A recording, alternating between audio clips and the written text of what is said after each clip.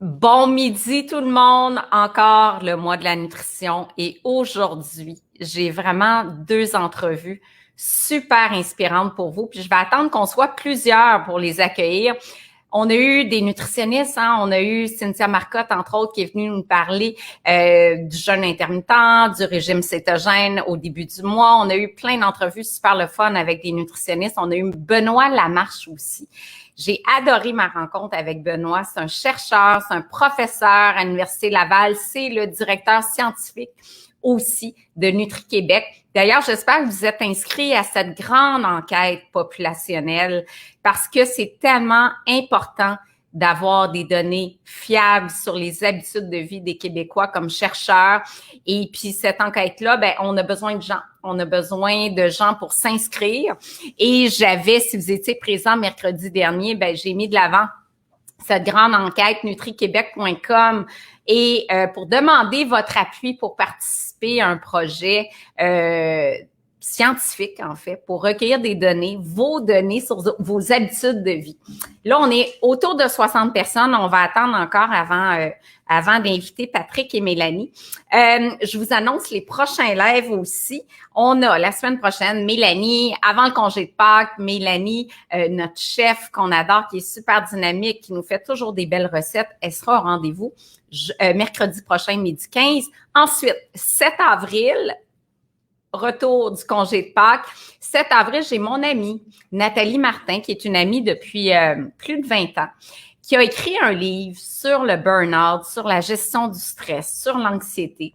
D'habitude, on parle toujours de nutrition, évidemment, mais il y a un chapitre de nutrition dans son livre, mais je trouvais intéressant de l'inviter parce que on a beaucoup de gens qui manifestent à quel point le stress, l'anxiété minent leur vie, minent le moral, les empêchent de dormir. Nathalie, c'est une spécialiste de la question. Elle sera au rendez-vous mercredi, le 7 avril prochain. Le 14, j'ai une nutritionniste avec qui j'ai fait une entrevue hier dans un domaine que je connais tellement peu, c'est la santé rénale, donc les reins. Et il y a toutes sortes de mythes par exemple, est-ce qu'on doit limiter notre consommation de protéines pour protéger la santé des reins? Le rôle de filtration du rein, etc., va venir nous parler de ça. Est-ce qu'on peut prendre trop d'eau, etc.? Comment on fait pour préserver sa santé rénale? Et si on veut pas arriver au stade d'insuffisance rénale, elle sera là le 14 avril prochain. Puis après, ben, des surprises, parce que des surprises, on en a plein. Aujourd'hui, pour finir le mois de la nutrition, j'ai pensé inviter Patrick Quintal. Patrick Quintal qui a participé à l'émission Maigrir pour gagner en 2017. J'ai eu le privilège de le rencontrer sur ce show-là avec Chantal Lacroix. Son pourcentage de masse adipeuse dans le cadre de l'émission est passé de 43% à 19% de gras, c'est quelque chose. Et on a aussi, qui est avec la pandémie, c'est pas facile parce que Patrick nous dit, qu'il y a une relation qui peut être trouble avec les aliments, mais on va parler de ça, on va parler de sa perte de poids, puis on va parler de ses meilleures astuces pour rester motivé avec les gyms fermés, avec tout ça. On a aussi Mélanie qui est passée de 357 livres à 180 livres. Donc, dans les deux cas, là, on parle de gens qui ont perdu plus de 150 livres. Des gens qui ont perdu autant de poids et qui maintiennent leur perte de poids. C'est quoi leur truc? Hein? Et des trucs, il y en ont. Écoute, on jase depuis une demi-heure, là. Ils ont plein de trucs à vous partager ce midi. Et sans plus tarder, je les ajoute. Wow, Mélanie est en bas, c'est parfait! Alors, 120 personnes pour vous accueillir. Merci d'être avec moi aujourd'hui avec vos belles histoires inspirantes. Et j'aimerais ça, Patrick, que tu commences là en résumé, là, ton histoire de poids, là. Moi, déjà, à la naissance, j'étais plus grand, plus costaud j'étais déjà un grand bébé, tu sais. Mais à la maison, j'ai été élevé par mes grands-parents, mais des gens qui travaillaient extrêmement.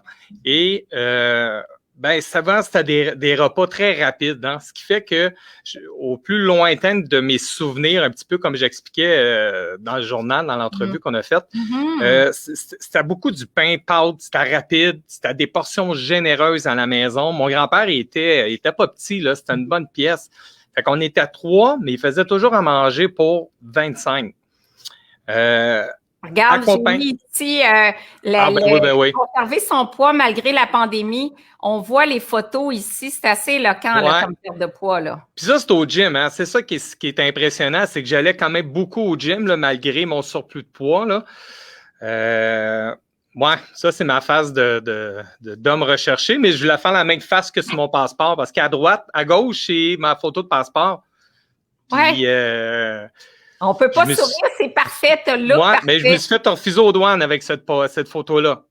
Ah oui, OK. Pourquoi t'as l'air... Non, parce que les personnes disaient que c'était pas moi. Ah oui, hein, c'est ça. C'est fou la différence. Ouais. C'est complètement fou. Alors, tout ça dans le Journal de Montréal, on mettra le lien là, si vous voulez lire les détails sur l'histoire de Patrick, mais je te laisse continuer.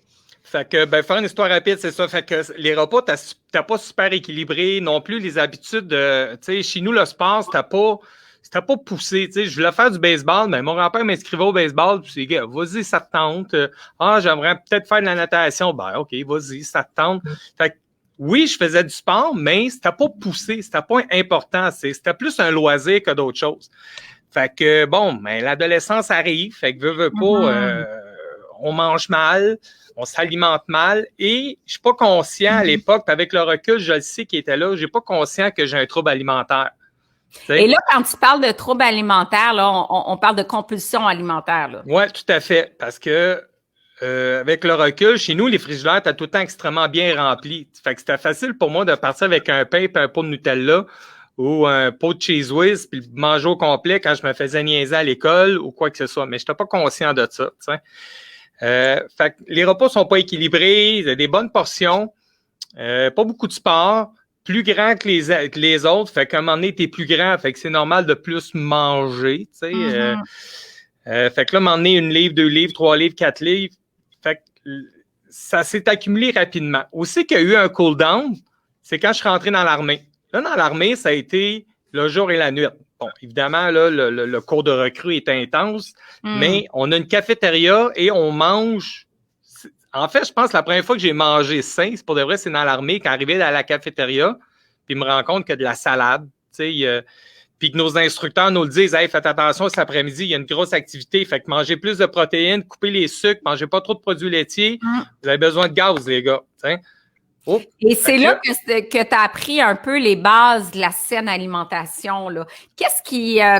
le diagnostic de trouble alimentaire, quand tu as été conscient d'un trouble alimentaire, c'est quand? C'est quoi l'événement déclencheur? C'est vraiment l'émission que j'ai participé avec justement Chantal Lacroix quand on a rencontré la psychologue alimentaire, qu'elle nous a expliqué qu'il y avait qu'il va y avoir des émotions qui pouvaient être reliées. Et puis, ça m'a pété d'en face. C'est là que j'ai vraiment réalisé que à tous les fois que j'ai vécu une déception, que ce soit professionnelle, personnelle, quoi que ce soit, et là, en fait, je te dis, ça a fait un recap rapide dans ma tête. J'ai tout revu les moments tough de ma vie, puis qu'est-ce que j'avais fait pour les surmonter. Puis c'est là que j'ai réalisé que, effectivement, quand je vivais de quoi d'élevé, je me garochais dans la bouffe, puis une orgie de bouffe totale. Et c'est là que j'ai compris que, c'est drôle, sur la situation, j'ai pas de contrôle, mais ce que je me mets dans la bouche, j'en ai. Ouais.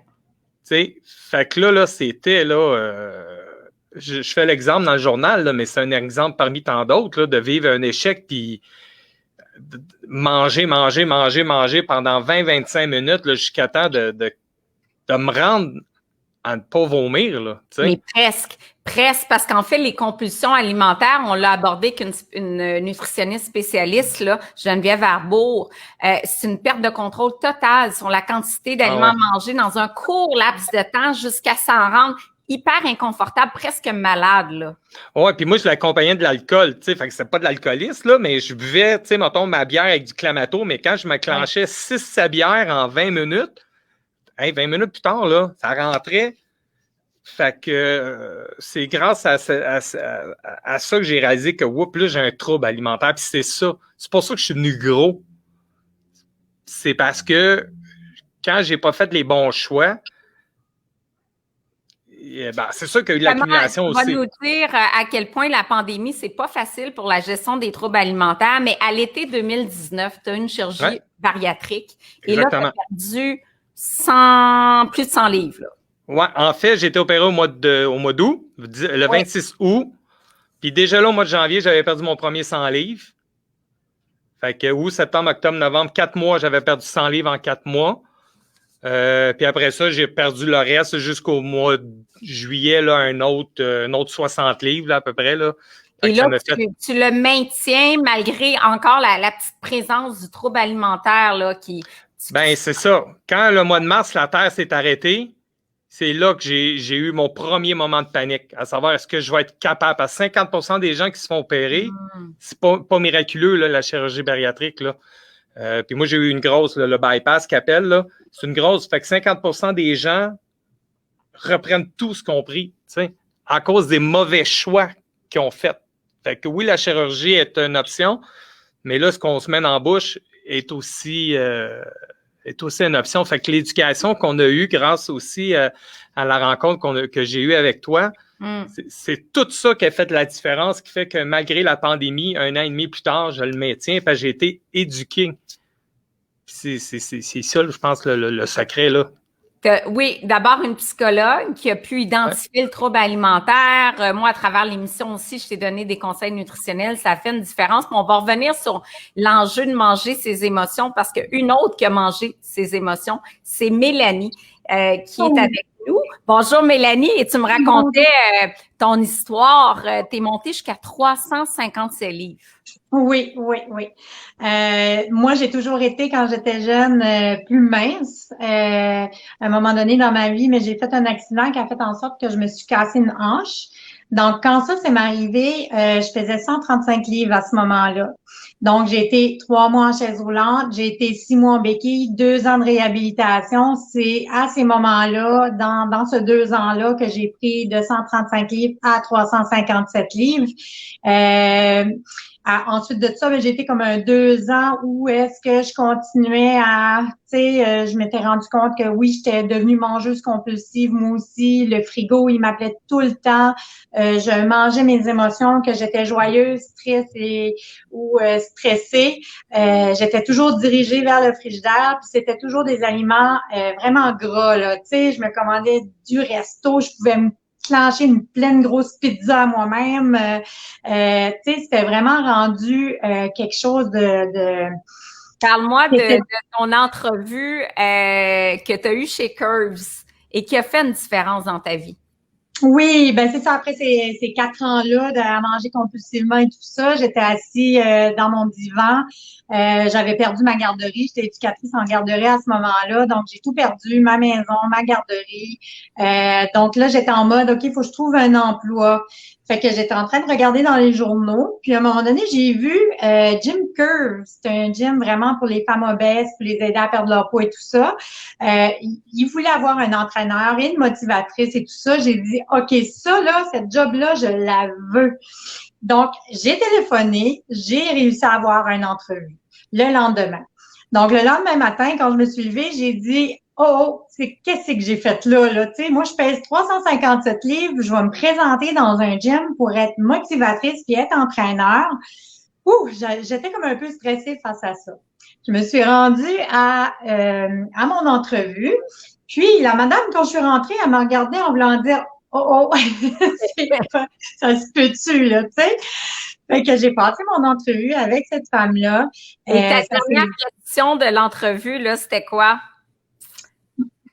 La dernière question, elle m'a demandé si j'avais des questions, parce qu'elle venait juste de me mentionner, OK, s'il y a quelque chose, je vais te rappeler.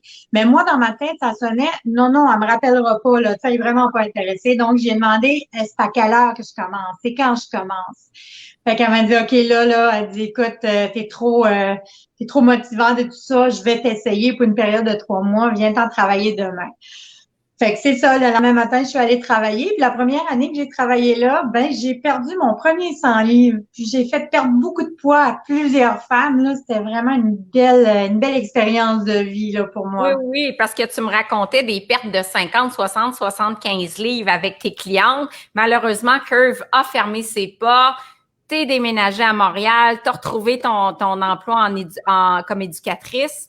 Oui. Et là, ça a chamboulé un petit peu tes habitudes de vie, là. Ben, ça ne peut atteindre mes valeurs. Donc, moi, j'ai dit, OK, je vais essayer quelque chose, je veux me tourner vers la santé. Donc, j'ai pris mon cours d'infirmière auxiliaire. Donc, je suis devenue infirmière auxiliaire aussi. Suite à ça, ben, j'ai eu 2 enfants aussi, 2 autres enfants parce que j'en ai 4. Donc, avec ces 2 enfants-là, ben, j'ai pris plus de 80 livres encore. Donc, j'ai dû réaller chercher comme vraiment une thérapie pour vraiment m'aider à comprendre qu'est-ce qui se passait, à vraiment travailler sur moi parce que je voulais pas me rendre où ce que j'étais rendue à 357 livres. Là. Et là, Donc, parle-moi de l'élément déclencheur parce que c'est différent de Patrick pour ta reprise en main. C'est beau. Parle-moi de ça. ben, ma reprise en main, dans le fond, ça a été vraiment dans le temps de la COVID. Quand la COVID a commencé, tout ça, je me suis dit, OK, qu'est-ce que je vais faire pour, tu sais, les gyms, ils fermaient, tout ça. Donc, j'ai décidé de me prendre une coach. Ma coach, Caroline Lessard, qui est merveilleuse, c'est vraiment, grâce à elle, elle a littéralement changé ma vie. Elle m'a propulsée vers le haut. J'ai pu Là, vraiment tu parles de Caroline Lessard? Oui! Ah, elle est justement là. Elle te suit. Bravo. Elle est ici. Elle est là sur le live ce midi. Allô, ma Ben, belle. allô, ma coach! Et vraiment, grâce à elle, écoute, elle m'a propulsée vers le haut. Elle m'a donné des bons conseils pour vraiment me prendre en main. Je me suis entraînée, j'ai eu mes 3 médailles pendant le temps de la COVID pour mon premier 5 kilomètres, premier 10 On les voit kilomètres. derrière toi. Là, je cherchais tes photos, mais j'arrive pas à les partager. Mais on voit tes médailles. Tu t'es mis à la course. Tu courais pas du tout. Et là, dans un 5 km, un 10 km, là, tu t'entraînes même pour le vélo avec une coach triathlète. Oui, oui. Puis ça, c'est un de mes cinq choses que j'ai fait pendant le temps de la COVID qui m'a vraiment propulsée vers le haut, là, tu sais. C'est d'aller chercher cette aide-là. Puis c'est pas juste le fait d'avoir une coach, c'est une communauté. Puis cette communauté-là, on est vraiment proche de s'entourer de gens sportifs et positifs, là. Je m'en rappelle. Pour tes trucs. Garde ça pour tes trucs. Juste faire un petit tour des questions. Plein de monde qui nous salue. On a 170 personnes avec nous. Bon, vous êtes inspirants. Coucou. Roxane qui est là. Allô, Roxane. Julie. Bon, ben, c'est un plaisir de vous voir au rendez-vous ce midi. Super. Fait que là, on va y aller. Soit es-tu prêt, Patrick, avec tes 5 trucs pour garder la motivation durant la pandémie? Sinon, Mélanie. Oh non, ben au pire, continue avec Mélanie. Tu étais sur une belle lancée. Une belle lancée. C'est ça, je vais la suivre après. Parfait. Partage tes 5 trucs. La pandémie, c'est pas facile, mais pour toi, tu m'as dit tantôt, puis j'ai trouvé ça beau, c'est la plus belle année de ma vie. Pourquoi? Ça a été la plus belle année de ma vie parce que j'ai pris du temps pour moi. J'ai pris vraiment du temps pour faire en sorte de continuer à me propulser vers le haut aussi puis de trouver des nouvelles choses, de pas juste rester à la même chose que je faisais toujours, tu sais, à chaque jour de jour en jour. Donc, ma première étape, là, ça a vraiment été quelque chose d'important pour moi, c'est de me faire un plan d'action. Un plan d'action, c'est d'écrire à tous les jours qu'est-ce que je veux accomplir, qu'est-ce que je veux faire. Puis vraiment, c'est un rendez-vous avec moi-même. Au début, j'avais commencé avec 1 mois à la fois. À un moment donné, j'ai dit, OK, c'est trop, là, tu sais, je peux pas le suivre au complet. Donc, moi, là, le truc, là, c'est vraiment de le faire à la semaine, de se créer un plan d'action, de se rentrer vraiment, que ce soit de la méditation, que ce soit les courses, que ce soit tu sais, de la liste d'épicerie aussi, le yoga, tes entraînements, faire de la lecture, tout simplement pour prendre soin de soi. Donc, vraiment... tu me fais penser à Chantal Bernatchez, je sais pas si elle est là aujourd'hui, d'avoir un plan d'action avec la méditation, du temps pour soi. Tu t'es mis en priorité à 42 ans dans ta vie comme maman monoparentale de 4 enfants qui a tant donné. Et là, tu t'es dit, ben là, je pense à moi. Ben, c'est ça. Puis mon plan d'action, ben, juste pour le montrer, Wow! c'est mon tableau que je fais à chaque semaine. Il est bien rempli, il est bien garni de Oui. toutes les choses que j'aime faire. Puis j'ai pas le choix de le faire. C'est une promesse à moi-même. Fait que je trouve que c'est tellement important d'avoir ça avec ma petite phrase motivante de la semaine en bas, là. C'est Ça, merveilleux. c'est quoi cette semaine, ta phrase motivante? Ne regarde pas derrière toi, ce n'est pas là que tu vas. Ah, j'adore ça. J'adore ça. Fait que ton plan d'action, ça, c'est ton premier truc. Oui, oui. Ensuite, Mon deuxième truc, ça serait vraiment de faire ta liste d'épicerie. De ne jamais garder quelque chose dans ton garde-manger, surtout si tu es mangeur compulsif comme moi, comme Patrick, de ne jamais garder quelque chose dans ton frigo ou dans ton garde-manger qui fera en sorte que tu vas aller puis te diriger vers la malbouffe. Donc, moi, ma liste d'épicerie, c'est très, très important. À chaque dimanche, je la fais. Je regarde des nouvelles recettes aussi. Même quand je vais faire mon épicerie, je vais choisir des nouveaux légumes que je connais même pas. Tu sais, les plus laids, là, ouais. je les ramène chez nous, puis je fais une recherche avec ces légumes-là, puis je me fais une belle recette. Céleri rave ou des légumes là, qui sont pas très jolis d'emblée, là. Exactement. Fait que juste en focusant, en faisant ma liste d'épicerie, puis surtout en mangeant avant d'aller faire l'épicerie. Parce que quand tu manges pas, les tentations, ils sont plus fortes que quand ça va plein. Mon troisième truc, ça a été vraiment de la méditation, parce qu'on vit dans un monde tellement stressant, surtout dans le temps de la COVID, où ce que le monde est beaucoup plus stressé. Je me dirigeais vraiment beaucoup par la méditation. Je pouvais lire aussi sur le développement personnel, qui est très important, mais la méditation a vraiment été quelque chose qui m'a recentré, qui m'a calmé, qui m'a apaisé. Est-ce que ça a éliminé tes compulsions alimentaires, le fait de méditer? Le fait de méditer va beaucoup plus m'aider. Je te dirais que de partir courir va plus m'aider dans le sens où ce que je dépense beaucoup d'énergie puis que je suis dans l'adrénaline là, du moment, fait que ça va me faire encore plus oublier. La méditation, ça va plus me calmer du côté du stress, du côté de l'anxiété aussi, parce que moi, je suis quelqu'un de vraiment actif. Je travaille beaucoup aussi. Je suis vraiment active au travail, en plus de mes entraînements. Donc, ça va beaucoup m'aider pour me recentrer, là. Super. Mon quatrième truc qui a été pour moi, écoute, ça a été vraiment quelque chose de positif. C'est à ce moment-là que j'ai décidé de prendre ma coach, qui est Caroline Lessard. Elle est très active, là. Elle écrit beaucoup. Le céleri rave, pas très joli, ça ressemble à un cerveau. Oui, effectivement, j'ai pas pensé à ça, mais effectivement.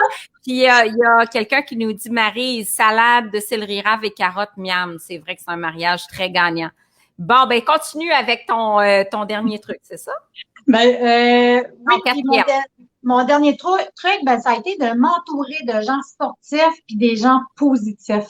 Mon premier 5 kilomètres, comme je dis, la communauté de Caroline Lessard, on est très, très unis. Mon premier 5 kilomètres, il y a plein de gens qui sont venus avec moi, qui couraient derrière moi pour me motiver à le faire, mon premier 5 kilomètres. Ça a vraiment été un moment touchant de s'entourer de gens sportifs quand on veut être sportif, de positifs aussi, là, ça va vous propulser vers le haut. J'ai vraiment une belle gang derrière moi, une belle gang qui me supporte, qui me soutient, qui me motive à un plus haut point. C'est vraiment de se créer un réseau positif et sportif. Pour moi, ça a été quelque chose de vraiment important, là. Et c'est drôle que, tiens, j'ai oublié de mettre ça en dessous de ton entrevue, mais c'est drôle que tu dis ça parce que Benoît Lamarche, la semaine dernière, nous disait qu'il analysait toutes sortes de régimes, puis il dit le régime qui fonctionne le plus, ben c'est celui qui amène du support social autour. Fait que peu importe le régime, tous les régimes fonctionnent, que ce soit la chirurgie bariatrique,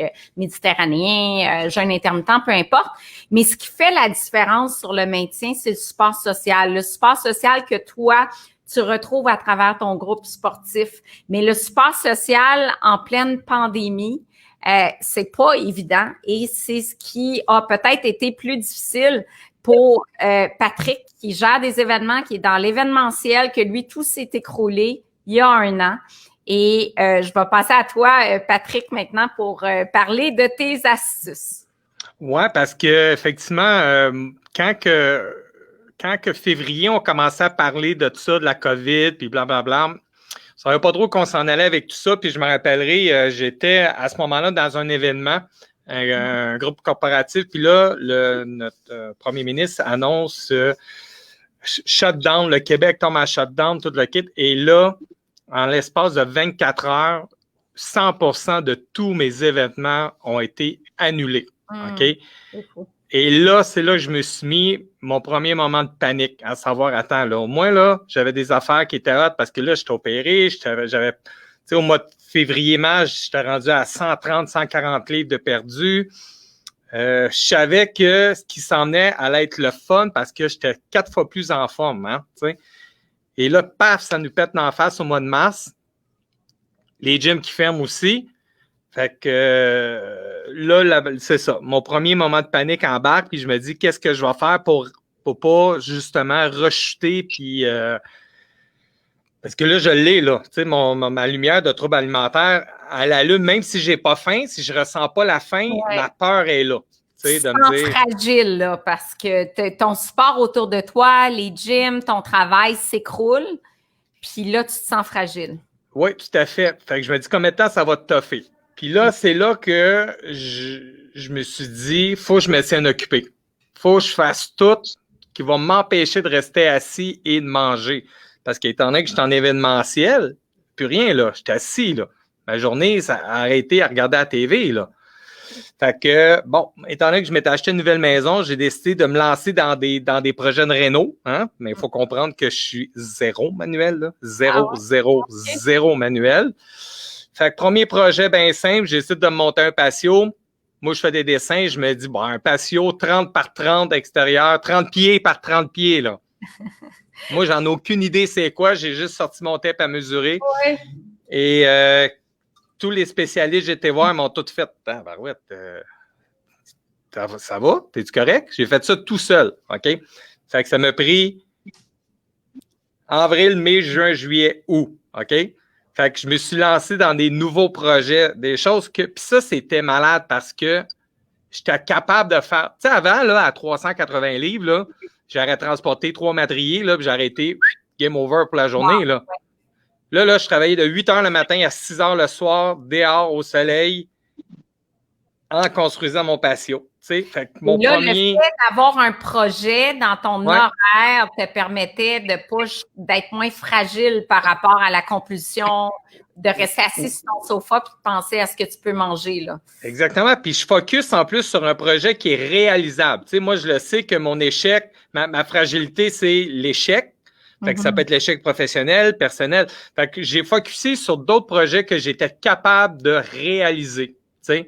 Fait que ça, au bout de la ligne, quand je finissais, j'étais content. Puis il faut comprendre que j'avais des échecs dans mon patio, mais mon projet avançait. Fait que ça, pour moi, ça a été très bénéfice, le fait de me lever le matin et dire, bon, c'est cool aujourd'hui, j'ai quelque chose de concret que je vais pouvoir faire. T'sais. Ouais.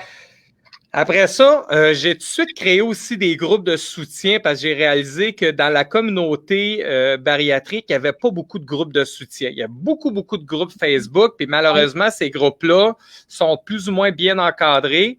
Fait que j'ai décidé de créer un groupe Facebook et d'y aller de façon plus constructive, en y allant avec des histoires de vie, des partages. Ben là, nomme-le ton site Facebook, là. Ben, c'est Bariatrique Québec. Fait que les gens qui font juste une recherche sur Bariatrique Québec sur Facebook. Puis, ce que j'ai décidé de faire, c'est que ce groupe-là n'est pas exclusif aux gens qui ont une chirurgie bariatrique ou qui attendent une chirurgie. C'est vraiment toutes les gens qui ont un rapport de près et de loin avec la chirurgie bariatrique. Ça veut dire que, ben, même si tu es une coach, tu as le droit de venir sur Bariatrique Québec parce qu'il y a des femmes qui ont besoin de soutien. Fait que, ben oui, on a décidé d'inclure des gens qui mettent en priorité leur santé. OK? Parce que, je l'ai dit tantôt, la chirurgie bariatrique n'est pas une solution miracle. 50% des gens reprennent tout leur poids. Fait que faut que tu fasses les bons choix. Fait que Bariatrique Québec, je l'ai fondé avec un autre gars qui est Maxime Tivierge, que j'ai rencontré aussi sur Maigrir pour gagner. Fait qu'on n'est pas beaucoup d'hommes, mais qui apporte beaucoup de soutien. Fait que ça m'a aidé beaucoup de pouvoir aussi, parce que mon défaut, c'est que je pense trop aux autres puis je pense pas assez à moi.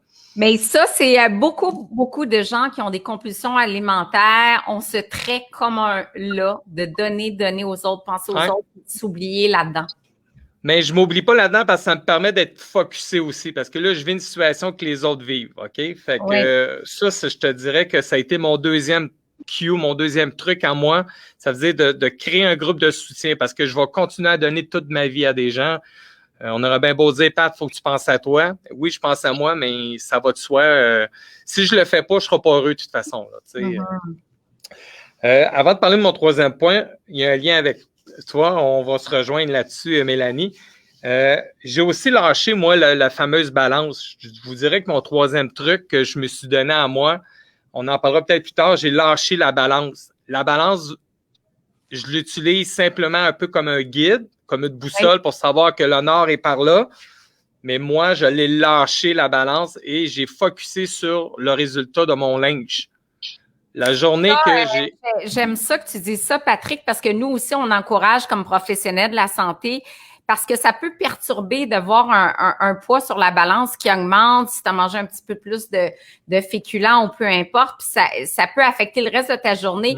Mais vite, Mélanie, toi, tu as un regard haut sur la balance. Toi, tu pèses chaque jour.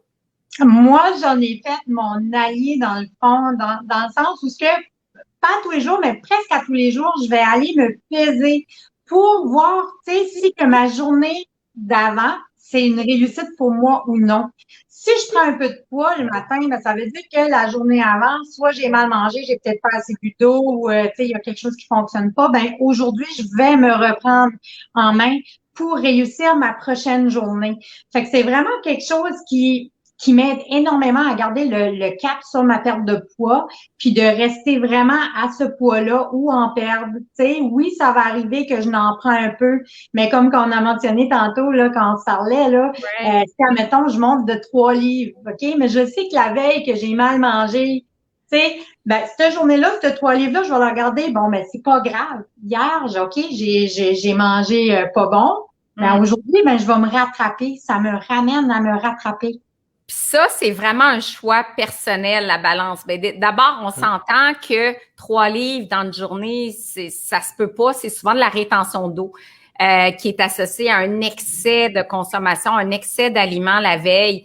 Puis si pour vous, votre pesée, que vous voyez plus 3, ça nuit à votre morale puis à votre journée, puis au contraire, vous dites, bon, ben, je suis bonne à rien ou je suis bon à rien, ben, oubliez ça, la balance. Si, comme Mélanie, c'est un allié, au contraire, ça vous aide. Tu sais, c'est vraiment, on est ouvert à tout. Ça dépend de vous. Mais posez-vous, c'est quoi votre relation avec votre balance? C'est quoi votre relation avec le poids dessus? Je pense que c'est important.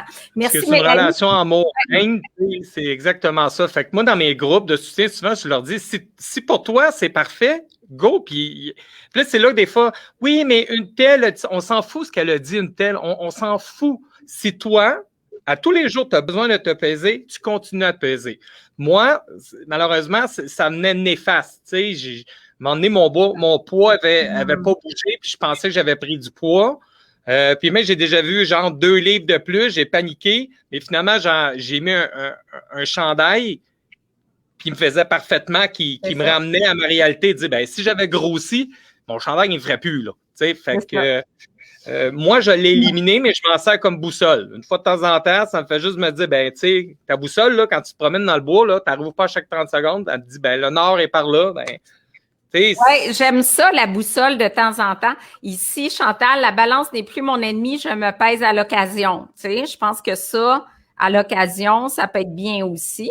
Puis Chantal, puis on en parlait, ben voilà, le muscle pèse plus que le gras, effectivement. Ouais, effectivement, ça aussi, ça peut, tu sais, ton poids ne changera pas, mais ton muscle va augmenter. Puis moi, ma ceinture que je me suis achetée, c'est très drôle parce qu'elle n'a pas de trou. C'est vraiment une grosse ganse bien tête.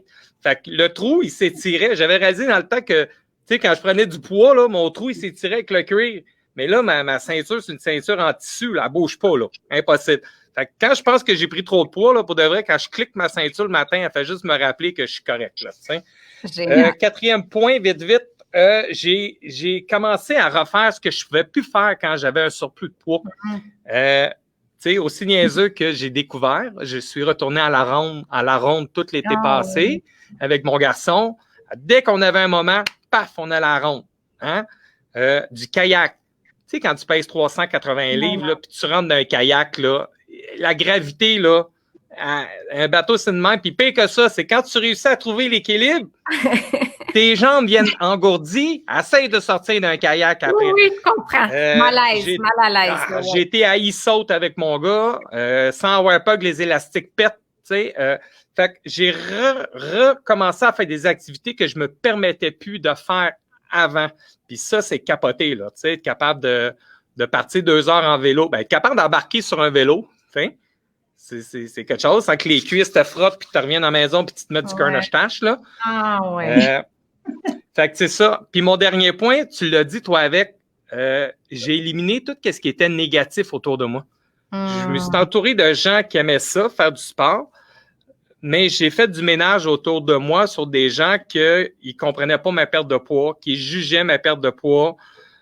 Fait que j'étais capable de dire, hey, sais-tu quoi, j'ai pas besoin de toi dans ma vie. Des amitiés toxiques qui parfois sont jaloux de toi ou des changements, il y en a. Ou qui veulent trop te donner des conseils de je sais pas trop quoi, puis c'est comme, OK, je prends ton conseil, mais je suis pas obligé de l'accepter, je l'écoute.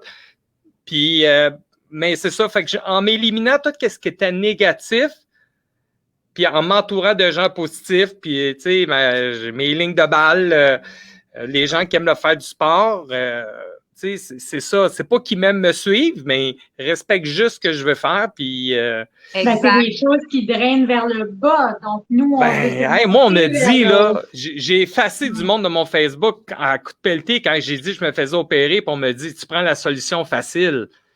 Hey, ça fait 1 an et demi, ça va faire 2 ans, puis il n'y a pas une journée que j'ai pas mal physiquement. Des fois, je bois une gorgée d'eau trop vite et ça me fait mal.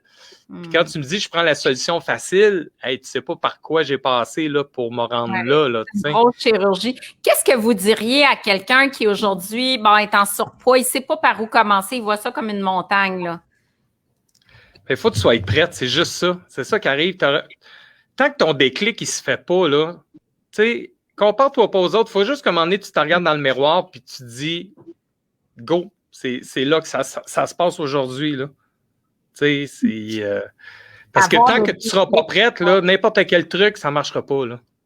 C'est ça. Faut que tu sois prêt. Toi, Mélanie, le déclencheur, ça a été beaucoup ta coach, ça a été la course, mais il y a une rencontre avec un médecin à un moment donné qui te dit, là, Mélanie, tu souffres d'obésité morbide. Et ça t'a rentré dedans, là. Oui, ça m'a vraiment rentré dedans, là. C'est quelque chose que... tu sais, si ce médecin-là serait encore en vie aujourd'hui, je le remercierais parce que c'est vraiment lui qui m'a sauvé la vie, qui a fait en sorte que ça a tout changé. Je me rappelle, moi, quand je suis arrivée, là, puis que j'ai fait le ménage de mes armoires, j'étais vraiment fâchée, là. J'ai tout jeté, j'en ai fait cadeau à une famille qui en avait besoin. Je venais juste de faire une épicerie de 400 $. J'ai tout mis dans les sacs, tout ce qui était mauvais, puis j'ai donné ça à cette famille-là qui en avait besoin. Ensuite de ça, je suis allée me faire une autre épicerie où il y avait beaucoup de verre, beaucoup de bonnes choses dans mes garde-manger, tout ça, mais je m'en rappellerai toujours. Les premières semaines que j'ai changé drastiquement mon alimentation parce que j'étais fâchée, j'étais vraiment fâchée après ce médecin-là parce qu'il venait de m'appeler obèse morbide, là, tu sais. Fait que j'ai eu comme un moment de sevrage. Je sais pas si toi, tu as déjà eu ça, Patrick, un moment de sevrage quand tu changes ton alimentation, mais c'est comme un alcoolique qui arrête de boire. Toi, tu arrêtes de manger des mauvaises affaires, mais ton corps en ressent. J'avais mal à l'intérieur. J'étais malade, j'étais mal. Juste le sucre, juste le sucre, on le dit. Puis effectivement, coupe le sucre total, là. Après 3 jours, tu veux manger de J-Prox, là. Oui. Je comprenais pas qu'est-ce qui se passait à l'intérieur de moi, mais c'est à ce moment-là, j'ai été chercher de l'aide psychologique. Donc, pour les personnes qui sont obèses, qui voudraient se prendre en main et tout ça pour comprendre qu'est-ce qui se passe avec vous, puis qu'est-ce qui va se passer si vous voulez faire un changement dans votre vie, mais ayez pas peur d'aller chercher de l'aide psychologique pour ça, pour comprendre qu'est-ce que votre corps subit. Qu'est-ce que vous pensez du mouvement? Bon, on est beaucoup dans l'acceptation corporelle, le mouvement, la santé, peu importe le poids, qui encourage les personnes qui souffrent d'obésité de rester obèses au lieu d'entreprendre des démarches. Qu'est-ce que vous pensez de ça? Moi, je veux juste rapidement là-dessus. Tu sais, j'ai le fameux vidéo de Sophia Nolin là, qu'elle a fait où tout le monde. Puis, tu sais, je suis d'accord là, que c'est un beau vidéo. Puis pour de vrai, quand j'ai vu le vidéo, sur le coup, j'ai pas eu une réaction négative. Là. Tu sais, j'ai pas fait, ça n'a pas d'allure. Au contraire, j'ai fait partie de l'équipe de ben c'est cool, tu as un surpoids, tu es bien dans ta peau. Mais là, il y a un médecin, puis malheureusement, je me rappelle pas de son nom, qui disait oui, c'est super beau, là, la santé psychologique est là. Mais il dit, est-ce que vous êtes quand même consciente, pareil, là, que c'est. Puis le terme, il était élevé, mais il dit, c'est un suicide pareil à court terme. Tu sais, tu peux pas être gros toute ta vie, puis être en santé, puis être bien. Tu sais, à un moment donné, les articulations mangent la claque. Puis moi, c'est une des raisons principales pourquoi j'ai eu la chirurgie bariatrique. Ouais. J'étais en top santé à l'intérieur, mais tout est en train de lâcher. Mais malgré ça, je me prenais avec une grenade, puis qu'à un moment donné, à répéter, le diabète à rentrer. Ce qui fait que ce médecin il avait dit, c'est parfait que vous vous aimez, mais réalisez pareil que vous vous suicidez tranquillement. Puis j'ai trouvé ça élevé. Puis là, ma vision, elle a changé bout pour bout. J'ai fait, tu sais, à quelque part, il a raison, là. Tu peux être en surplus de poids puis t'aimer, mais fais juste être conscient. Si tu prends cette option-là, accepte que tu seras peut-être pas à ronde, que tu seras peut-être pas capable d'attacher tes lacets, que tu vas obligé toujours de t'habiller avec du linge qui va te coûter plus cher. Accepte ça. Ouais. La ceinture, la rallonge de ceinture dans l'avion, etc. Fait que, tu sais, c'est toutes ces situations-là, mais effectivement, le surpoids, c'est un facteur de risque pour plein de maladies. Puis, tu sais, surpoids et métaboliquement sain. Oui, ton cholestérol, ton diabète peut être correct pour l'instant, mais ton risque est beaucoup plus élevé pour l'avenir. Puis, il y a aussi de l'inflammation chronique généralisée qui vient avec une masse adipeuse plus élevée, qui est un facteur de risque pour plein de maladies, dont plusieurs types de cancers. Donc, c'est là après, hein? Tu sais, moi, je travaille dans une résidence de personnes âgées, là, sont fantastiques, sont en forme. Tu sais, c'est des retraités, là. C'est plus ce qu'on avait avant. Mais je les regarde, là, puis il y en a qui me disent, ah, toi, là, t'es un petit jeune, t'es en forme. Puis je leur dis, vous êtes pas mal plus en forme, vous autres, OK? Que moi, je vais l'être à votre âge. Puis j'ose pas m'imaginer qu'à 380 livres, à 80 ans, hey, c'est sûr que je marche plus, là. Je suis en triporteur, là. Parce que les genoux, le dos, les hanches, tout a lâché, là. Fait que oui, à 40 ans, être en surplus de poids, puis être bien dans sa peau, puis avoir une belle personnalité, c'est cool. Mais tabarouette, à un moment donné, ça lâche, là. Oui, c'est ça. Vieillir en santé, c'est ça qu'on veut. On veut vieillir en santé pour continuer à bouger, pour être actif le plus longtemps possible. C'est top de maigrir en vieillissant. Patrick et Mélanie. Mélanie, tu veux dire quelque chose? Oui, ben c'est ça. Je pense pas que quand tu as un surplus de poids, une personne qui va projeter qu'elle est bien et tout ça, mais tu sais qu'à quelque part, à l'intérieur d'elle, qu'elle n'envie pas les gens, admettons, qui courent, qui s'alimentent bien, qui paraissent bien. Il y a une, comme moi, quand j'avais 357 livres, là, on dirait je le voyais pas, je me voyais pas comme ça. Tu sais, je projetais comme une différente image, tu sais, mais j'enviais donc les personnes qui étaient en forme, qui étaient en santé. Fait que je pense pas que quand tu as un surplus de poids, à un tel point de dire que tu es bien puis tu t'acceptes comme que tu es, oui, c'est correct, oui, c'est bien, mais d'avoir la santé, c'est important. C'est comme que Patrick disait, c'est pour quand tu vas vieillir aussi, tu sais, c'est pour avoir une meilleure qualité de vie, là. Ben oui, pour jouer avec vos petits-enfants puis tout ça, si tu es obligé d'être assis tout le temps puis que tu peux pas du tout jouer parce que t'es incommodé par cette surcharge-là pondérale, je suis pas mal d'accord avec vous. Est-ce que les gens disaient pas perdre du poids, mais éliminer du poids parce qu'on l'élimine puis c'est terminé? Ça doit être tu vois, là, ouais, ça, moi, c'est ça qui me gosse, OK? Moi, là, les Joe connaissants qui veulent me décider qu'est-ce que je vais me dire puis qu'est-ce que je vais me mettre dans la bouche, regarde, là, moi, ça fait partie des gens que moi, j'ai sortis de mon entourage. Moi, là, si je décide de dire perdre du poids, là, ça me fait du bien. Parce que perdre, comme il y a une personne qui a écrit, ouais, mais perdre, c'est comme, tu peux le retrouver. Ben oui, c'est plate, hein, mais je peux le retrouver. Mais c'est un peu ça, moi, qui m'agresse. Laisse-moi vivre ma perte de poids comme que je veux. Décide pas ce que je vais dire. Aide-moi, soutiens-moi.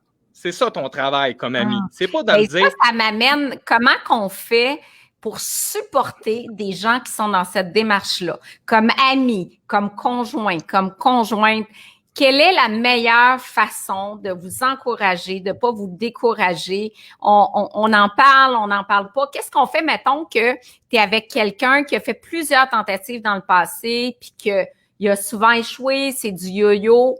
Comment qu'on le supporte comme proche? Et en passant, juste un message à Éric Pontbriand qu'on salue, qui a perdu dans l'émission Maigrir pour gagner aussi un 135 ou je pense 150 livres, je me souviens plus, et qui est dans le jeu, qui travaille comme un fou. Mais merci Éric qui a maintenu son poids aussi. Merci. On faisait partie de la même édition, mon Éric. Ouais, bon, c'est un plaisir. Fait que comment qu'on vous supporte dans votre démarche là? C'est quoi la meilleure des vrais amis, c'est ça. Ça fait juste supporter, ça juge pas ce qu'on fait. Tu sais. Mais c'est drôle, quand je regarde des photos de moi avant, j'ai tout dit à ma gang, tabarouette, ça vous tentait pas de me dire que j'étais gros? Ouais, mais Pat, non, t'avais le droit de me dire, hey, ça va pas, là. Fais quelque chose, là.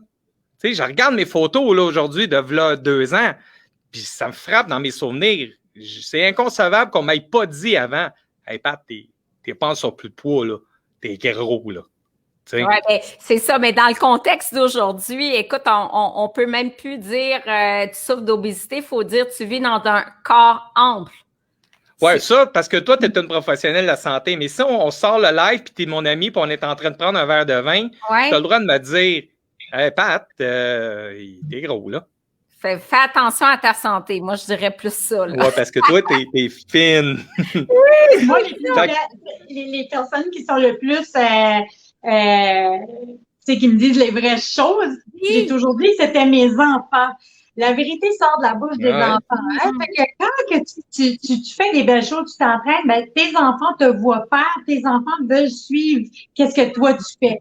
Mais si jamais qu'à un moment donné, tu prends du poids, comme moi, ça m'est déjà arrivé, et maman, t'es grosse, là, il va falloir que tu sais, ça vient vraiment te chercher. Il te ça dit, frappe. Puis ça peut craindre, là. Ça, c'est sûr. Mais comme amie, là, tu parles de tes enfants, Mélanie, ta meilleure amie, tu veux qu'elle te dise quoi? Ben, je veux qu'elle me dise les vraies affaires. Moi, j'ai quand même une super belle entourage où ce qu'on se dit vraiment comme les vraies affaires, tu sais. Je suis vraiment bien entourée dans le sens que s'il y a quelque chose qu'ils ont à me dire, ils vont me le dire. Puis moi aussi, ça va être la même affaire parce que je trouve que l'honnêteté, c'est vraiment important dans l'amitié. Puis c'est là que tu vois où sont tes vrais amis aussi. Là, tu sais, c'est important aussi de se dire les vraies choses. Si tu prends du poids puis qu'il y a personne qui te le dit, ben, tu veux pas faire ça toute seule non plus. Tu as besoin de... Tu sais, tes vrais amis, si toi, tu veux faire un Ironman, là, parce que d'après moi, tu t'enlignes pour ça, là, je t'écoute parler, là, mais si tu veux faire un Ironman plus tard, là, ben, tes vrais amis vont te dire « Go ». Ceux qui vont te dire « non, hey, c'est 42 km, tu seras jamais capable ». Mais ciao, va-t'en chez vous, j'ai pas besoin de toi. Toi, ta job, là, c'est que si je me pète la gueule après 23 km, mais c'est ta job, c'est de venir me ramasser puis de me dire hey, si tu fais mal, ben c'est pas grave. L'année prochaine, tu le feras. Ben, c'est aussi une autre affaire qui m'est arrivée lors de mon premier 5 km. J'avais déjà, quand j'ai annoncé mon premier 5 km, parce que ça a été vraiment comme un gros événement pour moi, où j'ai eu mon entourage du groupe de Caro Coaching, des amis de Caro qui sont venus avec moi, qui ont couru avec moi. Ben, il y a quelqu'un qui a dit quoi, tu vas courir juste 5 km? Ben oui, je vais juste... Écoute, je cours même pas 1 kilomètre. Pour moi, c'est énorme. C'est que c'était comme vraiment mon rêve de vie que j'étais en train de vivre. Puis toi, tu me dis, tu vas juste courir 5 km. Ben, cette personne-là ne fait plus partie de ma gang. Voilà, ça c'est un bon débarras. Sylvie nous dit, Mélanie est capable de tout. Oh, merci Sylvie. Moi, c'est une de collègues de travail. Elle est trop gentille. Ben, c'est ça. Fait que les amis, il faut simplement qu'ils nous soutiennent puis qu'ils jugent pas nos choix. Puis des fois, nos choix de marde qu'on va faire. Ouais. Tu sais, moi, si je décide de me lancer dans la bouffe, ben, je m'attends que mes vrais amis me disent, tu sais, Pat, c'est peut-être pas la bonne idée, mais as-tu besoin d'aide? Tu veux-tu en parler? C'est pas de dire, ben là, mange pas ça, c'est pas bon. Non, c'est pas ça. C'est ça. D'être à l'écoute, en fait. Regarde, Chantal nous dit, le déclencheur, c'est sa petite fille qui a dit sur le bord de la piscine, grand-maman, t'as des grosses cuisses. Elle avait raison, je suis en mode solution. Mais c'est drôle, des fois, dans la bouche des enfants, Mais moi, ils me reconnaissent plus, tu sais, à cause de la pandémie. Là, cet été, à un moment donné, il y a eu un genre de mini-confinement, fait que j'ai retourné chez des amis qui avaient des enfants. Ils me reconnaissaient pas en tout. Puis là, il disait, mais oui, bon, les enfants, mes amis m'appellent Poyo, là, c'est une longue histoire, mais qu'importe. Mais c'est Poyo. Puis là, les enfants, t'es comme, mais non, Poyo est gros. Puis là, ils me reconnaissaient à cause de mes tatous, tu sais, puis mon vocabulaire, puis ils sont comme, oh, et là, tu sais, tu l'as la réalité. Mais les autres, les adultes sont comme, ah ouais, t'as perdu du poids. Non, les enfants disent, mais non, Poyo était gros. Oui, c'est ça. Mais c'est ça, moi, pareil, cette semaine, ça faisait 2 ans que j'étais pas allée dans un ancien dépanneur où ce que j'allais souvent, tu sais, qui était en face de chez moi avant. Hier, je suis allée dans ce dépanneur-là. Quand le monsieur en arrière du comptoir, on était proches, là, lui, sa femme et tout ça, quand il m'a vu, il a crié, il s'est mis les 2 mains sur la tête, il s'est accropi à terre, il a dit, c'est-tu toi pour de vrai? Il dit, t'as donc bien perdu du poids, éliminé du poids, comme vous voulez. Mais il était vraiment choqué de moi comme ça. Il dit, c'est quoi? Ben, une autre personne qui est fière de toi, Mélanie, c'est Aurel. Regarde, j'ai mis ça. Oui, je l'ai mis à l'écran. Je suis fière de ma fille. Ben, vous avez bien raison parce que tous les deux, vous êtes des modèles super inspirants. Puis, on a eu plus de 150 personnes tout le long pour vous écouter, pour vos... vraiment, puis merci beaucoup d'avoir été présent, puis ces témoignages-là, ça va peut-être vous motiver, vous, à la maison, de vous prendre en main un pas à la fois, puis s'entourer. Je pense que le message d'aujourd'hui, à travers vos trucs, Mélanie, Patrick, c'est beaucoup d'avoir du support social, de faire du ménage des gens un peu toxiques autour de vous. S'éduquer aussi, Isabelle, c'est super important, vraiment s'éduquer, savoir c'est quoi. Tu sais, tu nous l'as expliqué, l'assiété, connaître son assiété, tu sais, juste s'éduquer, là, ça fait toute la différence. Bon, ben ça, c'est un bon point, Patrick, parce que, tu sais, dans ton cas, les conseils nutrition, Mélanie, tu as vu aussi une coach en psychologie, Patrick aussi, Catherine qui a fait le diagnostic de troubles alimentaires. On a des nutritionnistes dans notre équipe. Si vous voulez personnaliser, on a 45 filles grâce à notre collabo avec Équipe Nutrition. Vous allez sur mon site isabellehuot.com. Des rencontres avec des professionnels parce qu'on parle du support social, mais le support de professionnels pour vous éduquer. Comme dit bien Patrick, ça peut faire la différence. On a les programmes de repas, on a les conseils. Bref, on a plein de ressources pour vous aider. Et je pense que ça fait partie de la solution aussi. Alors, ça termine le live. Mélanie, Patrick, restez là 2-3 minutes. Merci tout le monde. Je vous donne rendez-vous avec Mélanie, notre chef, pour Cuisiner Santé la semaine prochaine. Bonne journée tout le monde. Ciao, ciao. Bye.